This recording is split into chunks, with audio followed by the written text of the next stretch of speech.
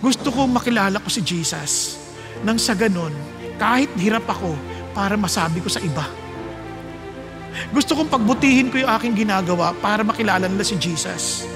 Gusto ko kahit ayaw ko tong tao na to, mamahalin ko to para makilala nila si Jesus. Because I will be willing to lay down my life for these people as Jesus laid down His life for me.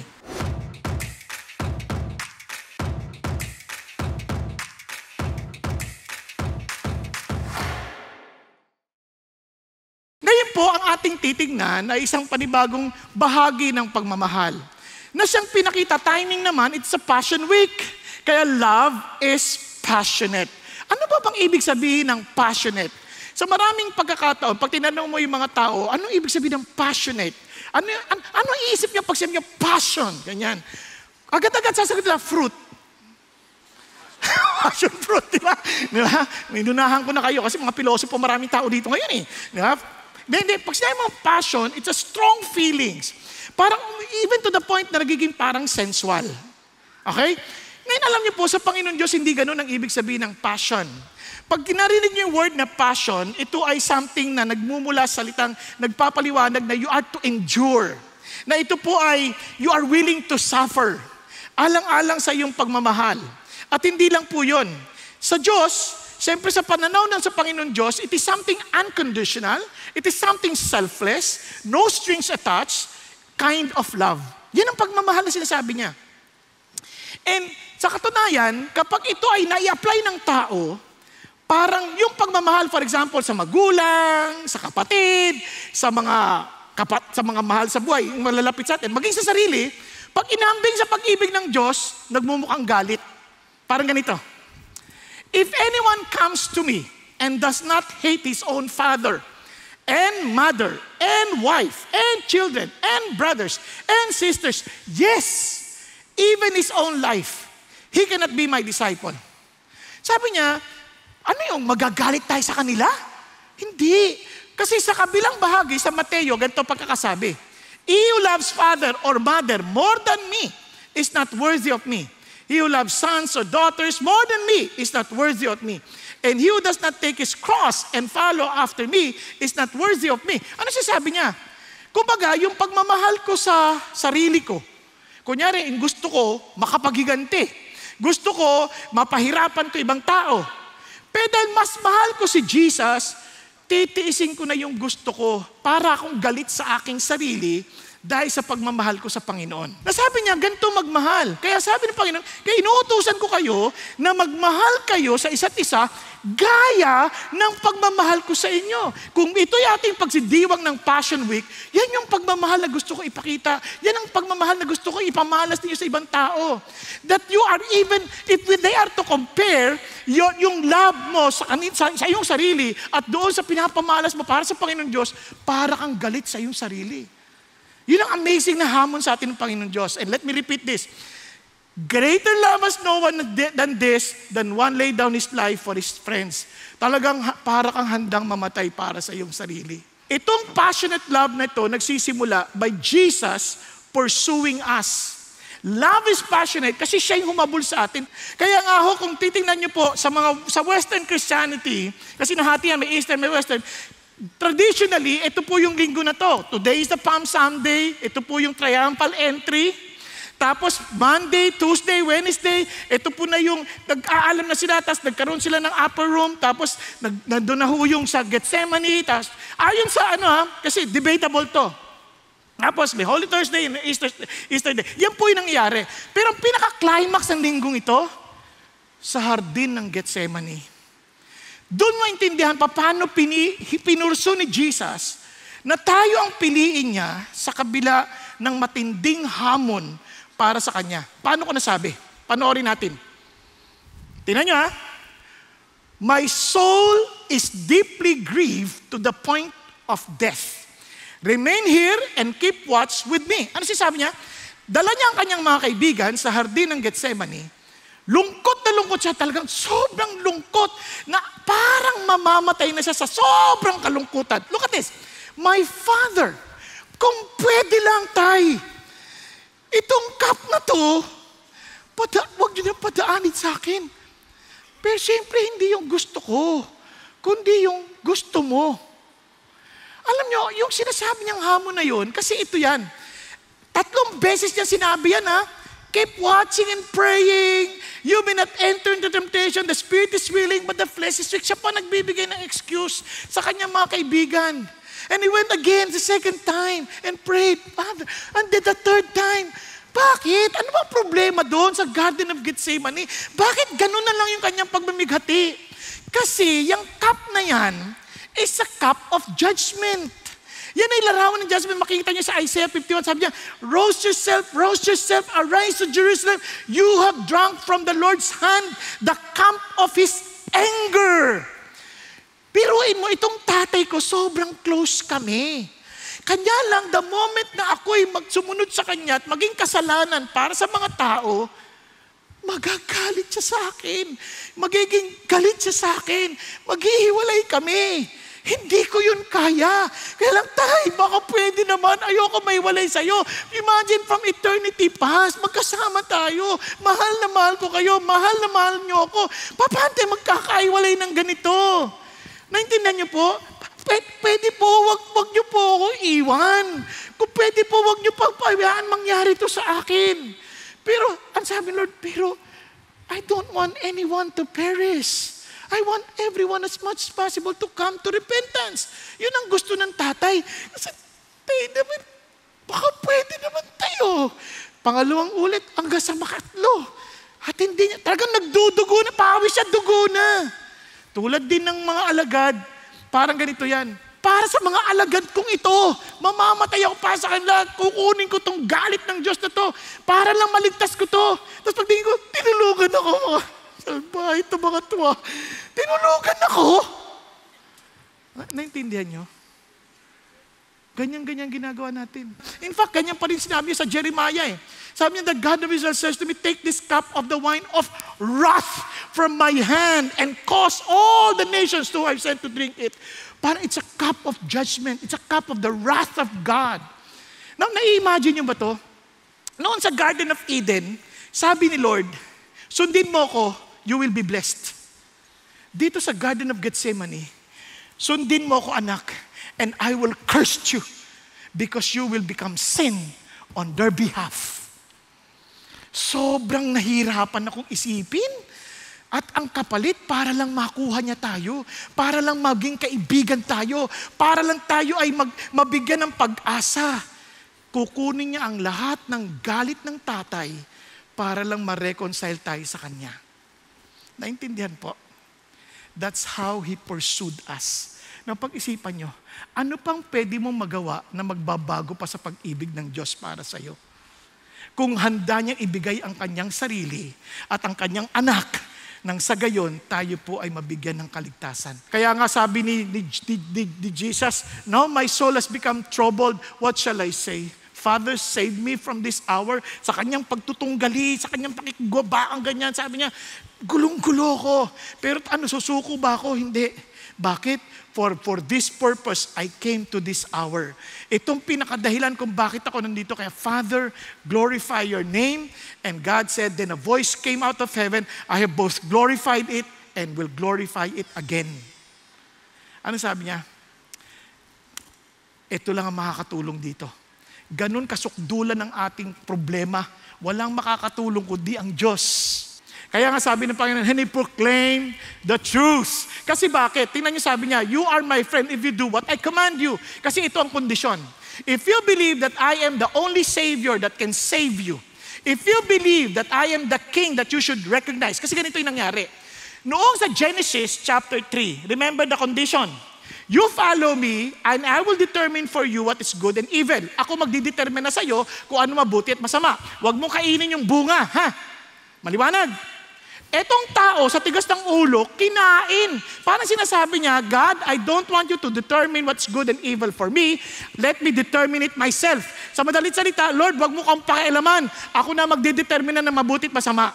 Dahil doon, we rebelled against God. Naintindihan natin? Okay pa tayo?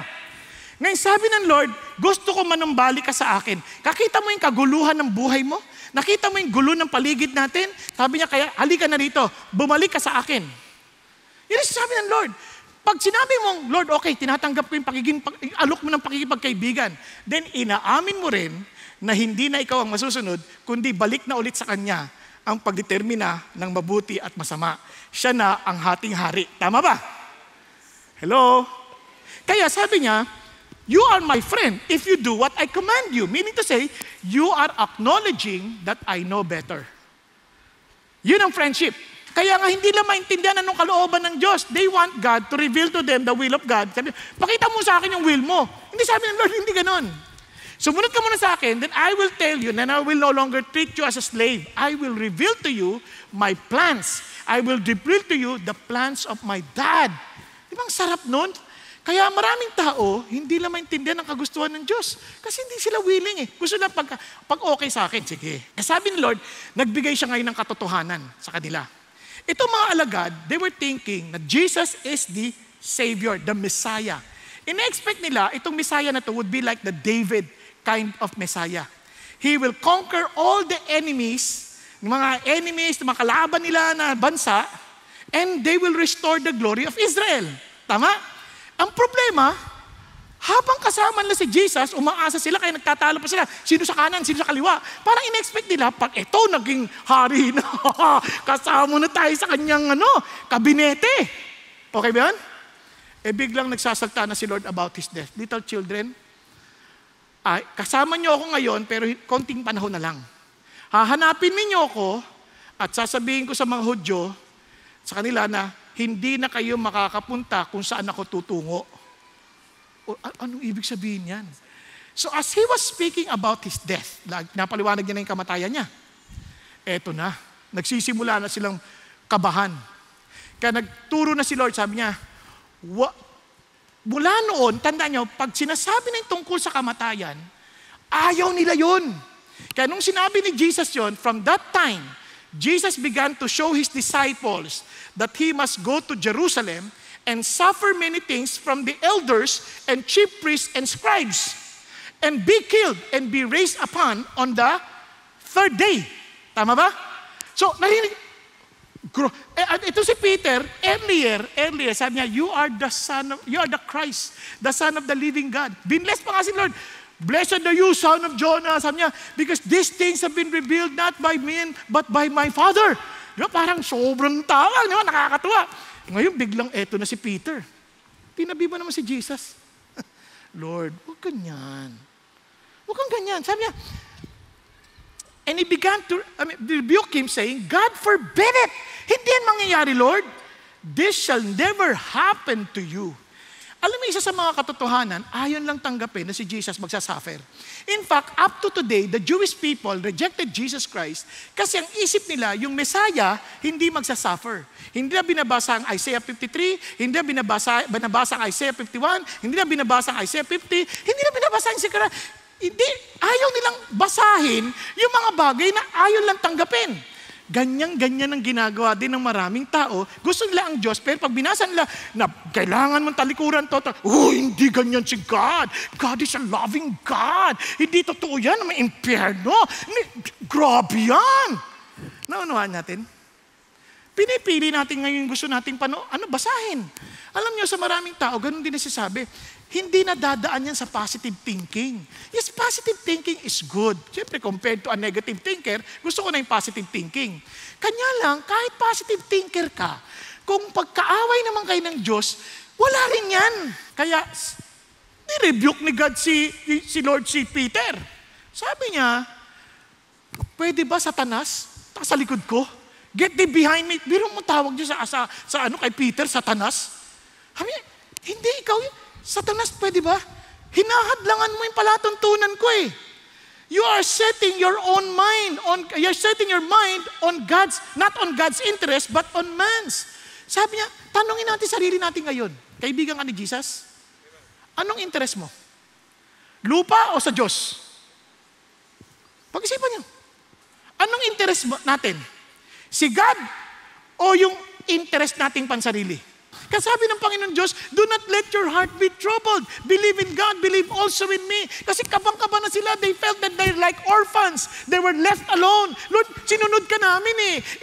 Iniwan namin lahat eh. Tapos ito ka ngayon, mamamatay ka. Labo mo naman, Lord eh. Akala ko ba, ikaw yung magliligtas sa amin? Sabi ng Lord, hindi. Gusto ko maintindihan nyo to. Magtiwala kayo sa akin. Kasi in my Father's house are many dwelling places. It were not so, I would have told you, for I go to prepare a place for you. There is the truth about eternity. Hindi ito ang buhay. Hindi yung maging politically strong ka and politically powerful.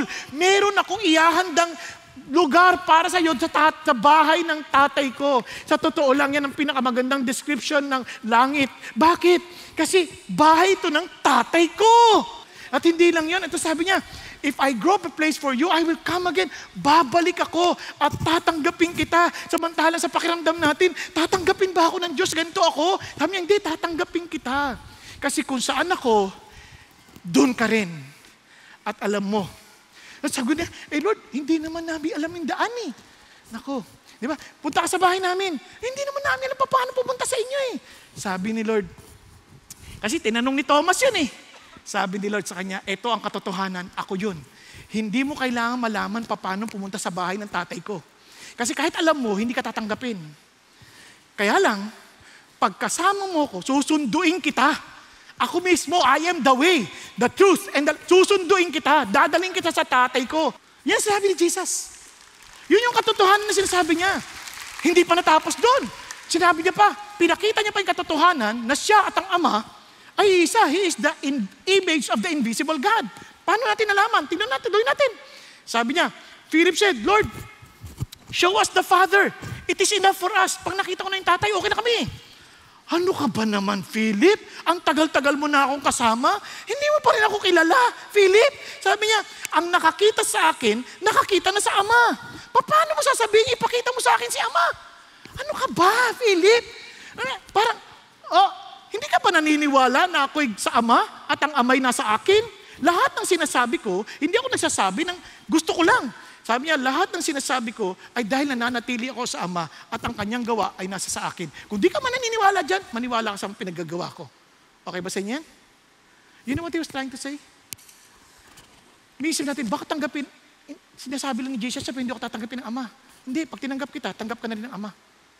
Kasi isa lang ang puso namin. Nakuha niyo po? Tapos hindi siya natapos doon. Sabi niya, at huwag mong siisipin mag-iisa ka. Bagamat hindi mo nakikita, nagbanggit siya tungkol sa banal na espiritu. Sabi niya, aking Ama magpapadala sa pangalan ko. Tuturuan kayo ng lahat ng bagay. Don't ever say, hindi ko makikilala si God. Hindi ako matututo dyan. Hindi ako marunong magbasa ng Bible. Hindi mo kasi lang binabasa. May banal na espiritu kasama mo. Siya magtuturo sa atin. Kasi papaalala ko lahat sa inyo. Hindi lang yan. Ano ba sabi niya? When the helper comes, whom I will send to you from the Father, that is the Spirit of truth. He proclaims the truth through the Holy Spirit.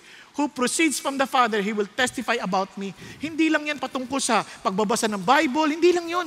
Kasama mo yung banal na Espiritu. But when the Spirit of truth comes, He will guide you into all the truth. He will not speak on His own initiative, but whatever He hears, He will speak.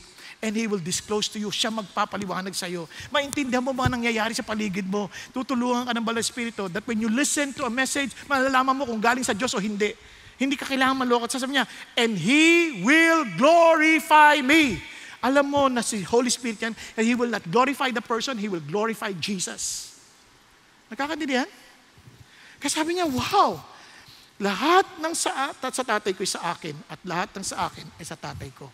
Ang sarap ng paalala ng Lord. And finally, tungkol sa suffering. Hindi sasabihin ng Lord, yung binibigyan tayo ng false expectation. Alam yung malaking problema sa atin ngayon, sa mga Christians? Ang isip nila, pag kay Lord ka na, wala ka ng problema. Para ka na naglalakad sa park, nag-e-enjoy, holding hands with Jesus. Lahat okay. Hindi ganun si Lord. Kaya nga, ang pinakamasamang sentence sa buong literatura, alam niyo kung ano? And they live happily ever after. Nagbibigay siya ng false expectation na lahat ng bagay, pagkatapos yun na magtagpo, sobrang saya na. Hindi totoo yun. Si Snow White, nangingitim din sa galit. Yun ang totoo. Diba? Si Prince Charming, nako po, nagiging Prince Harming. Yun ang totoo. Pero sabi ng Lord, si Lord lang nagsabi ng ganito, these things I've spoken to you so that in me, you have what? Peace. In the world, you have what? Tribulation. But take courage, I have overcome the world. Hindi ko sinasabing exempted kayo sa problema, pero sasamahan ko kayo sa tuwing may problema. And finally, Jesus personifies love. Yung love, hindi yan ang hirap napaka-abstract. Kahit na ano pang explanation natin, ang hirap, pero ang ganda pinakita ni Jesus. Paano? Tingnan niyo po. Ang sabi niya, this is my commandment that you love one another just as I have loved you. Paano niya pinakita yon? Sabi ni Jesus ganito, just as the Father loved me, I also loved you. Paano ko minalang tatay? Ganyan ka kayo mahal. Abide in my love. Manatili kayo sa pagmamahal ko. Kung gagawin niyo aking pinag-uutos, mananatili kayo sa pagmamahal ko. Katulad ng pagsunod ko sa tatay ko, dahil nananatili ako sa kanyang pag-ibig. Parang lalim, no? Sabi niya, kung talagang naniniwala ka sa pagmamahal ko, sundin mo yung sasabihin ko. Kasi, mahal kita eh. Maaring isip mo parang di yata tama yun ah. Hindi, pagka nagtitiwala ka sa pagmamahal ko, wala ko ipapahintulot mangyari na hindi makakabuti sa'yo. Minsan masakit, pero hindi harmful. Ulitin ko ha. Minsan it is hurtful, but not harmful. Nako niya. Kasi yung harmful, makakasama sa'yo. Sabi ng Lord, ganito ako nanatili. Sabi niya, nanatili lang sa pagmamahal ng tatay ko. Sa lahat ng dadaanan ko, hindi madali. Kaya sabi niya, unang-una, darating ang oras, at dumating na nga, mangangagkalat kayo. Pupunta na kayo sa kanya-kanyang pupuntahan. Iiwanan niyo ako mag-isa. Isipin nyo, alam mo nga, harap ka na sa matinding pagsubok ng buhay mo, pinakamadilim na bahagi ng buhay mo, tapos wala ka na magiging kasama. Iiwan nyo akong lahat. Yung mga kaibigan na, manda po ako mamatay sa inyo. Pero mamayang konti, wala na siya. Di ba, nakakainis, no? Yung mga nagsasabing, babayaran ko utang ko, mamaya hindi mo na makita. Di ba nakakainis? Ganyan-ganyan sa buhay. Normal na normal. Ngayon, ito na. Yet I am not alone, sabi ni Lord. Because the Father is with me. Sasamahan ng I'm abiding in my Father's love because He is with me. And I will follow Him every step of the way. So, eto na nangyari. Nung hinuli siya, bigla na lang nung nilitis siya ng gabi. Bawal na bawal yun, illegal yun. Dahil alam nila na may mga supporters si Jesus, kaya ginawa nila, nilitis siya sa gabi para hindi alam ng mga supporters niya. Nang sa ganun, magagawa nila yung gusto nilang gawin. So when they prove him to be, quote-unquote, blasphemous, claiming to be God, ayaw nila yon. Ang ginawa tinakpan yung mata, dinuraan sa muka, at binugbog. At pagsusuntukin po, hulaan mo ako sino. Isipin mo, nakapikit ka, hindi mo nakikita. Pak! Di mo alam saan manggagaling yung suntok. Parang nag-prepare ka dito, pak! Dito pala tatama. Kasi nakapikit ka eh. Hindi biro yun, ha? Tapos, ninaalipusta pa siya. Sinasampal-sampal. Hindi sila nakontento doon. Kinuha ng soldiers at sabi ganoon, and the whole Roman cohort, parang kriminal talaga eh. Hinubaran, tapos lalagyan ng scarlet robe. Gusto ikahari Tapos sila ng crown, tapos sabi niya, at nilagay sa ulo, at pinahawakan ng patpat, at saka pinaluhod, at saka pinag-aalipusta. Hail, King of the Jews! Talagang niloloko siya. At hindi lang yung binuraan siya, kinuha yung patpat, tapos inukpok sa ulo niya na maraming beses. Yan hari ka. Isipin yung insulto. At tinanggal ulit yung damit in front of publicly, hubot-hubad siya, and nilalit yung damit niya, at saka pinakuho sa krus. Hindi biro. Ako hindi ko ma-imagine paano ginagawa. Imagine ko ikaw yung naglikha. Hindi siya biktima dito. Bakit? Sabi niya, He can call the angels from heaven to destroy all of these people. Pero namili siyang hindi. Bakit? He needs to die for all of us. Tapos ito pa nilatigo. Kaya sabi sa Isaiah, I gave my back to those who strike me, my cheeks those who pluck out the beard, binunot yung balbas. Tapos pinalatigo yung latigo po, hindi yan yung parang mga jagged edges po yan, ayon sa pag-aaral sa medical legal. Naka-expose na yung likod niya, pwede na siyang mamatay. Pero hindi siya pwedeng mamatay, kailangan mamatay sa krus. Remember, yung si Satan, he will try his best not to allow Jesus to die on the cross. Kaya talagang doon pa lang, sa latigo pa lang, pwede na siya mamatay. Exposed na yung kanyang internal organs. Ako, grabe naman to. Sabi talagang, hinapahiya siya. Sabi nga sa Isaiah, hindi mo na, yung appearance niya, hindi na mukhang tao eh. Kaya yung palabas na passion, wala yun. Yung mukha niya, hindi mo na mare-recognize. Sa sobrang tindi. Dahil sa sobrang yung kasalanan, ganun yung galit na hindi mo express. Pero itong amazing kay God. Sa kabila ng lahat ng yan, siya pa nagmi-ministeryo, huwag kayong umiyak para sa akin. Umiyak kayo para sa inyong mga sarili. Hindi, sabi niya, kawawa kayo dahil kayo magsasabi isang araw, pinagpala ang mga baog. Sabi niya, grabe naman to. Tapos pinako ho, gusto yung makita yung pako, di ba? Pag kumuha kayo ng aspile, laruin yung ganyan. Biglaan yung tusukin, pak! Ah! Sisigaw kayo, eto, 10 inches long, mga half-inch diameter, ang laki nun na, rugged pa. Sabi ko, grabe naman to. Pati yung camera nawawala eh. Pag hindi niya ma-imagine eh. Ito pa. Pero sa kabila nun, pinako na, pak! Alam yung, ang sabi pa niya, Father, forgive them for they do not know what they're doing. Paano niya nagawa yun? Because my Father is with me. Tapos itong magnanakaw, inalipusta pa. Oh, kung talagang ano ka, Diyos ka, bakit hindi mo iligtas sarili mo? Sama mo kami. Nakita niyo po? Tapos bandang uli, na-realize nung isang magnanakaw, teka, may iba to ha. Pare, tayo kasalanan natin to, siya hindi niya kasalanan to. Kung pwede lang po, in-acknowledge niya yung kaharian ni Jesus. Alalahanin niyo lang po ako sa inyong kaharian. Ito si Jesus, hirap na hirap. Ngayon pa lang, kasama na kita sa aking paraiso. Pero mo, nagministeryo pa. Tapos nakita niya yung nanay niya, nag-iiyak doon, no? Kahit hirap na hirap siya. Nagministeryo, binahili niya pa. Son, behold thy mother. Mother, behold thy son. Binili niya pa. Kasi yung mga kapatid niya, hindi naniniwala sa kanya eh. Kaya binili niya, doon sa naniniwala, sa alagad niya, si John. Doon niya pinagkatiwala. Sabi, grabe to. Ganun siya ka-intentional, kahit hirap na. Ang hindi niya nakayanan, nung 9 na oras, nagdilim, bigla na siyang lumigaw, Eloi, Eloi, lama sabachthani. Ano ibig sabihin? My God, for the first time, from eternity past, tinawag niya yung tatay niyang Diyos. At hindi lang yun, nahiwalay siya sa tatay niya na parang walang hanggan. Ba't mo ko iniwan? Dahil yan exactly ang mga isisigaw ng mga tao na hiwalay sa Diyos sa impyerno.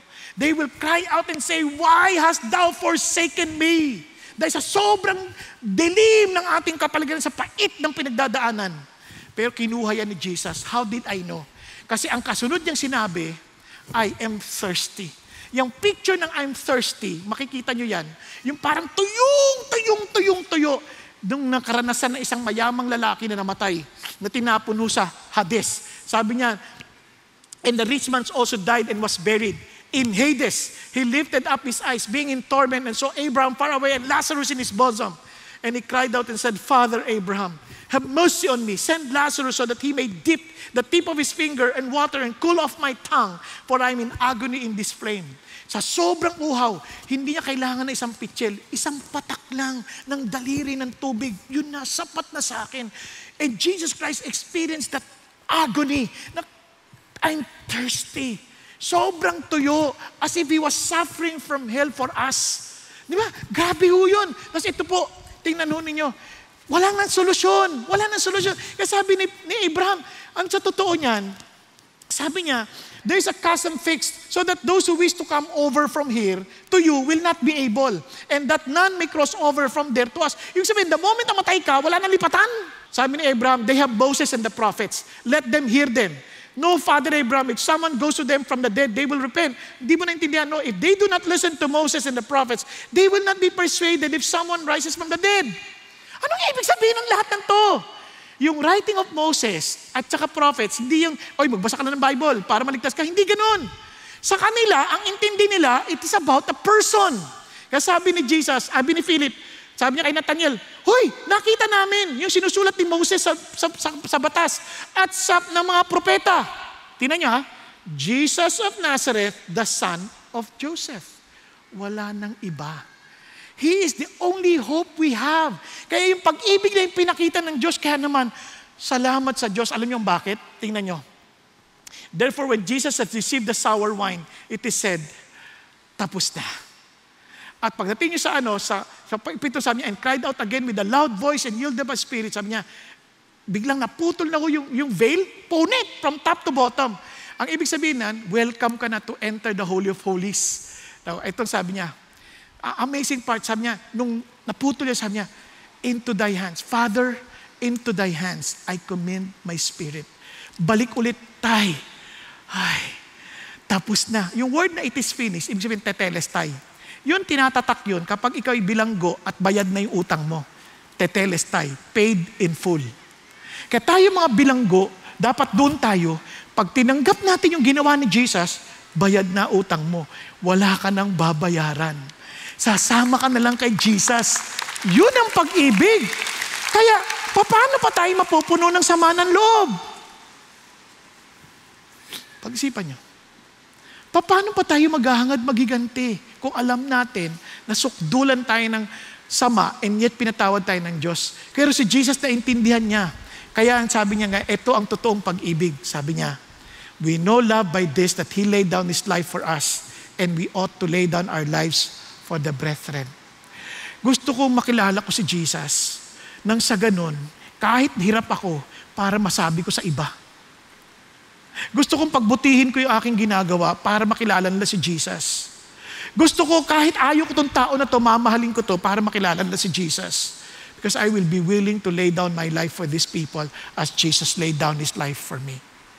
Ito ang problema, hindi mo kayang gawin yan kung hindi mo i-meditate yung magmamahal ni Jesus sa'yo. Hindi natin siya kayang gayahin. Kailangan tayo mag-overflow ng pagmamahal niya nang ito'y mag-umapaw. Ulitin ko ha. Yung iba pipilitin, gagayahin ko siya. Mabibigo tayo. Hindi, punuin niyo ako, Diyos, ng pag-ibig mo. Nang mag-umapaw ito at ipapasa ko sa iba. Nakukuha natin? Ulit. Gisingin mo lang. Matatapusan naman na tayo. Gisingin mo na.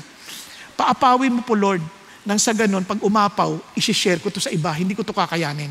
Hindi yung gagayahin ko si Jesus. Magpapakapako rin ako. Sa dating na Semana Santa, magpapapalo ako. Tapos magpapako rin ako. Pero tiyakin mo, malinis ha. Kasi baka may tetano ako eh. Wala nang ganun. Sa totoo lang, ang sinasabi ng Diyos sa atin, you submit yourself to Jesus. Tayo pong lahat ay yumuko sandali at pumikit.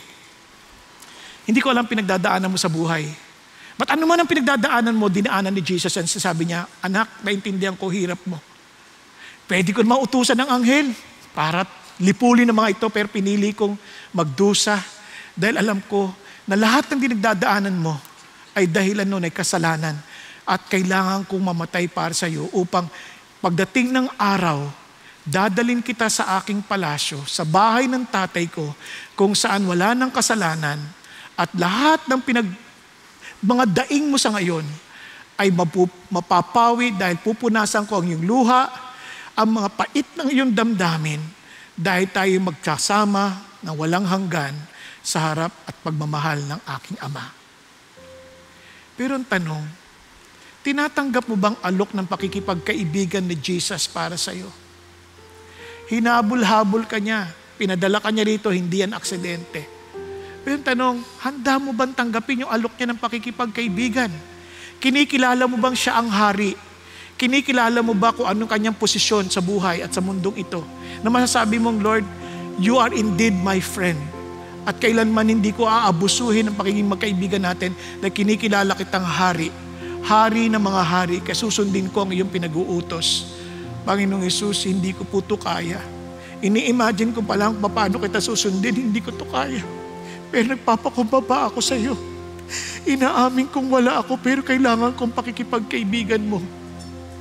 Hindi ko kayang tanggihan ang alok mo ng pakikipagkaibigan, kahit Panginoon, tinatanggap ko ang alok mo. Kapatid, kung yan ang loobin mo, magpakumbaba ka sa Panginoon. Sabi, Panginoon, ako po yun. Pakitaas mo kamay mo sa Panginoon Diyos. Ngayon, Lord, gusto ko po makipagkaibigan sa iyo. Ayoko na po, Panginoon, mabuhay ng pansarili ko, na sinusunod ko yung kagustuhan ni Satanas. Panginoon, gusto ko po yung kagustuhan mo. Gusto ko po yung kalooban ninyo. Panginoon, tulungan niyo po ako at sumasama ako sa iyo. Kapatid, sige, huwag kang mahiya. Itaas mo kamay mo. Nasa taas, nasa upper balcony, itaas mo kamay mo. Be humble before Jesus.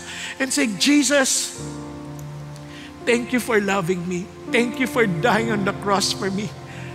Thank you for accepting me as your friend. Lord, I accept your offer of friendship.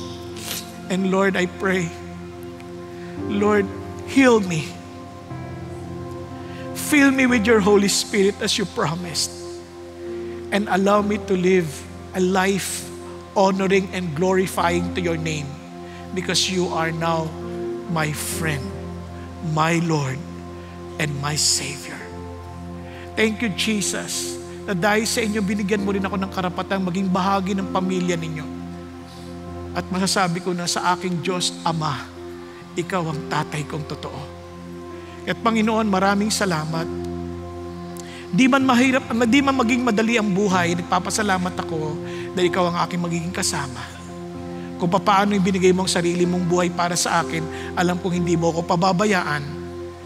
At alam kong tutulungan mo ako mapagtagumpayan ang bawat hamon na aking haharapin sa buhay na ito. Salamat, Panginoon Diyos, sa pagmamahal at pagtanggap mo sa akin. Salamat, Panginoong Hesus, dahil kayo namatay sa krus ng Kalbaryo, nalinis ang aking kasalanan. At salamat, hindi kayo nanatiling patay. Kayo'y nabuhay magmuli at kayo ang aking buhay ngayon. Salamat po na kayo po ang aking makakasama sa walang hanggan. Hindi dahil ako'y mabait, kundi kayo ang mabait, O Diyos. At salamat na tutulungan niyo ako mabuhay ayon sa iyong kalooban sa pamamagitan ng iyong banal na Espiritu. Thank you, Jesus. Thank you, Lord, for your love.